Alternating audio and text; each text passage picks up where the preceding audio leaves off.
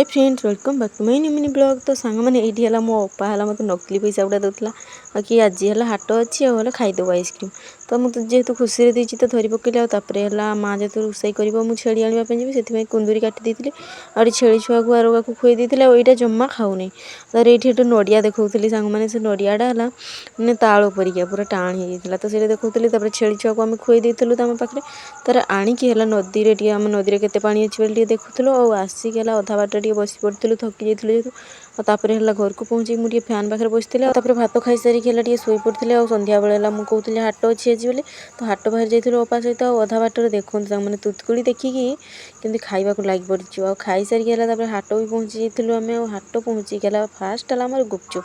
गुपचुप न खाइले तो हेनी आ गुपचुप खाई सारिक गोटे आइसक्रीम खाई आम खाई सारिक घर पर पकुड़ी किणी पकुड़ी नहीं आम घर को पलि आज भिडियो ये एंड कर रोचे बाय।